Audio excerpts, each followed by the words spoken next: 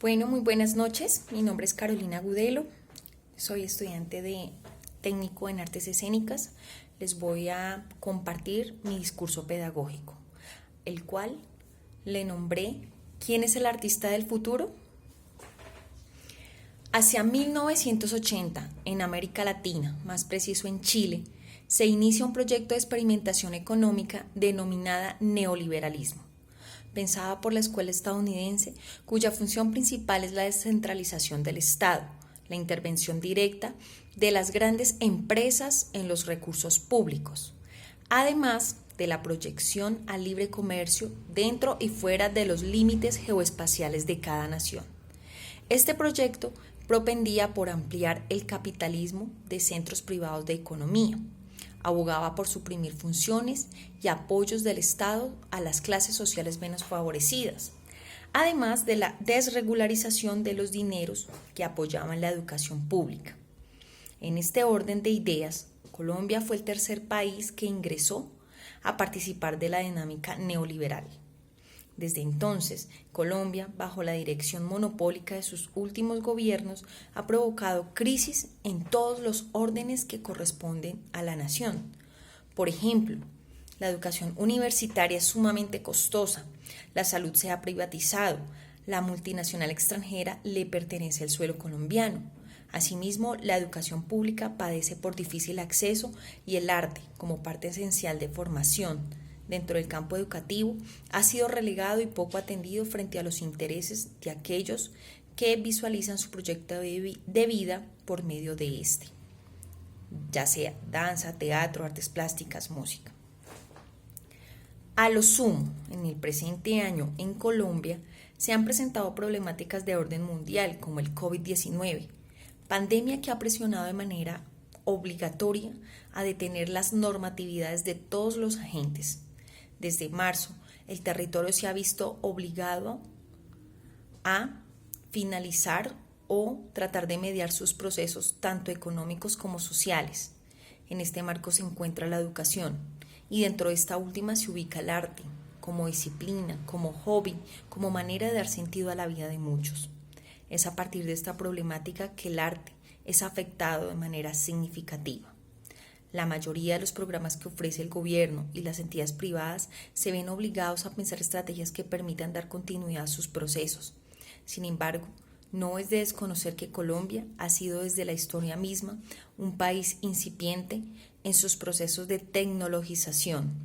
Este ha realizado poca inversión en la conexión tanto en el campo rural, la ruralidad, como en la ciudad. Su economía es incipiente en el campo de la investigación y el progreso de la cultura, entendida como la urdimbre o disciplina que forma subjetividades, es precaria. En esta medida, muchos colegios, universidades, centros de investigación son arrastrados por la crisis y de manera rupestre empiezan una conexión que poco tiene de ser fructífera. En pueblos como Funza, Mosquera, Chía, entre otros de Cundinamarca y de todo el país, ofrecen programas de formación artística los cuales se ven notablemente afectados, pues no se encuentran preparados para asumir una interacción cibernética motivante o para llevar otras estrategias que impulsen a la continuidad en todos los procesos educativos o de formación, si se quiere. El panorama actual permite reconocer que ante la medida desesperada de una conectividad para todos emitida por el gobierno, sobresale la clara indisciplina de la ciudadanía, la poca formación de las personas frente al manejo de las herramientas web.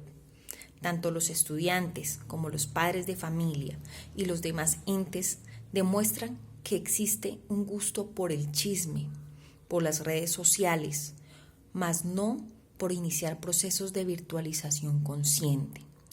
Esta crisis ha revelado la pobreza inminente en la ruralidad. No todos tienen acceso a Internet, no todos cuentan con equipos sofisticados, no hay vínculos de ayuda seria frente a las verdaderas problemáticas que viven los que tienen menos recursos. Pareciera que se vive un circo, donde la fantasía se conjuga con la realidad. Por otro lado, esta problemática revela la corrupción que por años atormenta la historia de nuestra nación. Súmele las manipulaciones de las familias que siempre han determinado el poder. Es en definitiva el cuadro que permite reconocer que todo en Colombia está mal. Así pues, Colombia no puede llevar a cabo estrategias serias de resistencia en sus programas de formación cuando no es consciente de las verdaderas problemáticas sociales que por años ha subsumido al país en una pobreza tanto mental como física.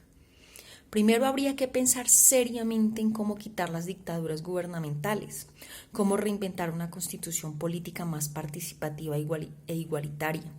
Habría que pensar en cómo quitar tanta politiquería, tanta falacia entregada al pueblo. Luego de un total remesón en todos los esquemas sociales, quizás se pueda llegar a cambiar los órdenes pauperizados de la sociedad colombiana. Hasta el momento no es posible estrategias de ninguna índole cuando la desigualdad es descomunal. Aunque el panorama es tan desconsolador, pues los cambios que necesita la sociedad se pueden dar en un largo tiempo, sí se puede pensar en quién podría ser el artista del futuro, ya que después de superado la crisis del COVID-19, todos los agentes de todos los sectores sociales están obligados a repensar su historia, pues esta no será igual, y será la oportunidad para la creación de políticas públicas que garanticen el fortalecimiento, acompañamiento y ejecución de planes que lleven al país a ir a la vanguardia de los procesos tecnológicos de punta, además de los otros campos que permitan el resurgir de toda su sociedad.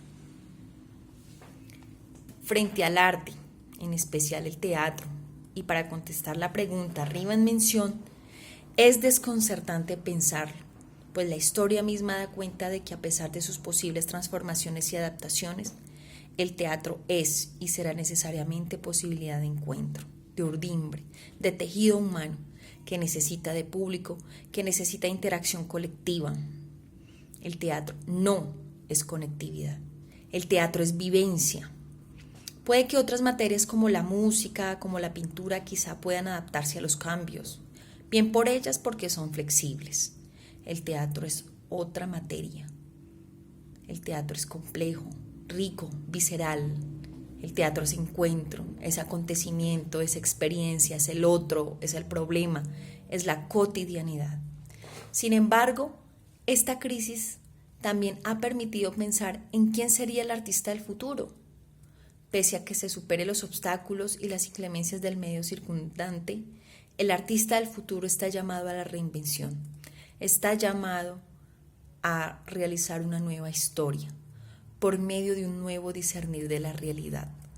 El artista del futuro debe contar con las herramientas estatales que le permitan emprender investigación. El artista del futuro, así como el maestro, como el músico, como el actor, como el filósofo, debe tornarse preocupación del Estado colombiano. El artista del futuro debe ser apoyado, debe ser enaltecido, porque una sociedad sin arte es una sociedad sin sueños, es una sociedad muerta. El artista del futuro debe ir a la vanguardia de las nuevas dramaturgias, debe asumirse como sujeto teórico práctico, capacitado para investigar desde una formación científica, rigurosa, que le permite ir tras la huella de lo desconocido, o también de los fenómenos conocidos menos observados. El artista del futuro, el maestro, el docente, del futuro, debe concebirse como ser pensante o filósofo de la praxis. Este nuevo actor social está obligado a asumirse como conocedor de las experiencias, muchas veces aquellas que hablan en términos que no pueden ser nombrados. Debe propiciar la relación pensamiento-hacer y viceversa. El artista del futuro es aquel que se cuestiona.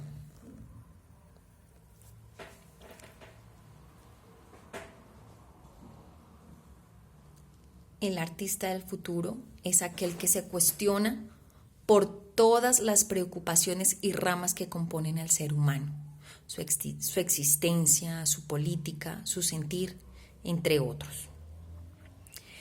El artista del futuro debe asumir el teatro como acontecimiento mediado por el lenguaje. El acontecimiento a su vez es circunstancia. Esta última, en muchas ocasiones se moviliza por medio del lenguaje. El lenguaje hace parte de la reflexión filosófica desde el principio de la historia de los hombres. Por ende, el teatro es lenguaje y reflexión filosófica. La humanidad es metáfora, el mundo es metáfora, el lenguaje es metáfora. El teatro debe traducir las metáforas humanas. El nuevo teatro debe salir al encuentro de la semejanza del hombre con su entorno hecho metáfora.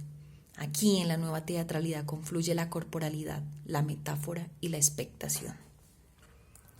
Este nuevo artista, cuyo carácter científico lo acompaña, debe llevar nota, bitácora, cartografía de todo lo que esté pasando a su alrededor.